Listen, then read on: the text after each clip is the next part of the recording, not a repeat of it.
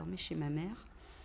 Et le matin, le téléphone n'arrêtait pas de sonner. C'était un jour férié, ça sonnait très tôt. Alors, 1 fois, 2 fois, 3 fois. Donc à la fin, je me suis levée et j'ai eu ma grand-mère au téléphone, complètement paniquée, et me disant qu'il y avait eu un attentat à Karachi. Donc je lui dis que oui, ça arrivait, mais que c'était sûrement pas très grave, et puis que ça nous mon père est en sécurité. De là, elle me dit non, j'ai entendu à la radio, ton oncle vient de m'appeler, c'est un bus de la DCN qui a été visé. Bon, sur le coup, on ne veut pas trop y croire, hein. On est quand même dans le domaine de l'extraordinaire.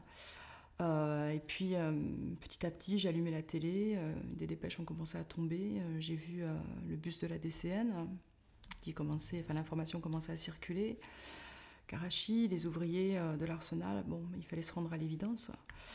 Donc, dans un premier temps, ce qu'on a voulu faire, c'est chercher à savoir ce qui s'était passé pour papa. On était au plus loin, à 3 mètres de la charge qui a explosé, 50 kilos de TNT, c'est quelque chose d'énorme, quoi. Les premières investigations qui ont été faites, je crois que alors là, tous les acteurs qui étaient sur le terrain sont arrivés assez rapidement aux mêmes constatations, aux mêmes conclusions. C'est qu'on n'était pas du tout dans le cadre d'une opération violente commise par un groupe islamiste ou Al-Qaïda, puisque à l'époque c'était le grand méchant loup des groupes islamiques, qu'on avait plutôt probablement, vu le montage qui avait été effectué, affaire à un travail de professionnels des actions clandestines. Les explosifs utilisés n'étaient pas ceux utilisés normalement par les groupes islamiques, mais plutôt par des services officiels ou par l'armée pakistanaise. L'ensemble nous menait plutôt, nous incitait plutôt à regarder en direction d'un service d'État, d'un service constitué, que de militants islamistes. C'était l'époque où on avait un certain nombre de queues de comète des attentats du 11 septembre un peu partout, à Djerba, et puis ensuite on en aura à Londres, à Madrid, à Bali, à Casablanca, avec des gens qui appartenaient de plus ou moins près, de plus ou moins loin, en tout cas qui se revendiquaient d'Al-Qaïda. Donc on est dans une espèce d'inconscient collectif qui veut que tout attentat dans le monde commis par un musulman, même parfois pas commis par un musulman, soit imputable à Al-Qaïda. J'ai amené 3 extraits de 3 notes de la DGSE. La première note, elle est du 8 mai 2002, c'est-à-dire du jour même de l'attentat. L'attentat contre les ressortissants français à Karachi ne porte pas les marques d'une opération montée par Al-Qaïda. 16 septembre 2004, l'implication d'Al-Qaïda est définitivement exclue dans l'attentat du 8 mai 2002 à Karachi contre la DCN.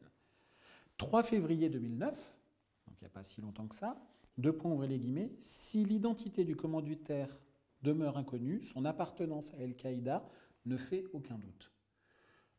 Vu de l'extérieur, comment c'est possible qu'on arrive entre 2002 et 2009 à dire des choses aussi contradictoires? Bon, alors ça, moi j'en sais rien. J'assume jusqu'à fin 2002. Après, vous vous débrouillez avec les parents de la fille. Hein. Mais il y a quand même quelque chose. Moi, personnellement, je n'aurais jamais signé. J'assume la paternité de la note de 2002. Hein, mais en revanche, celle de 2009, jamais en tant que professionnel, je n'aurais laissé sortir une note sur laquelle est marqué « Le type est inconnu, mais il appartient à Al-Qaïda ». Je ne peux pas laisser passer une phrase comme ça.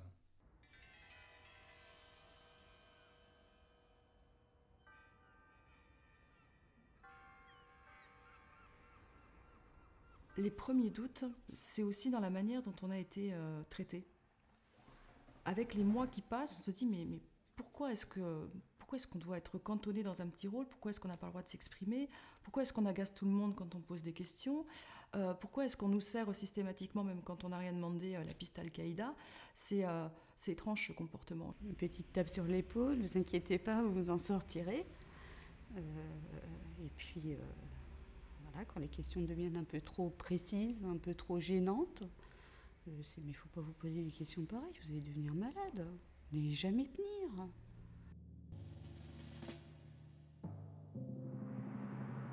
Pobiec DCN avait pour ministère de tutelle le ministère de la Défense. C'était une industrie d'armement d'État à l'époque. Avec le cumul quand même d'entraves, d'obstructions auxquelles on a eu affaire notre conviction à nous, en tant que famille de victimes, elle est faite. Je crois qu'il y a des gens très importants qui n'avaient aucun intérêt à ce que cette affaire aille jusqu'au bout, à ce que la vérité éclate. Mais ils sont tombés sur un os.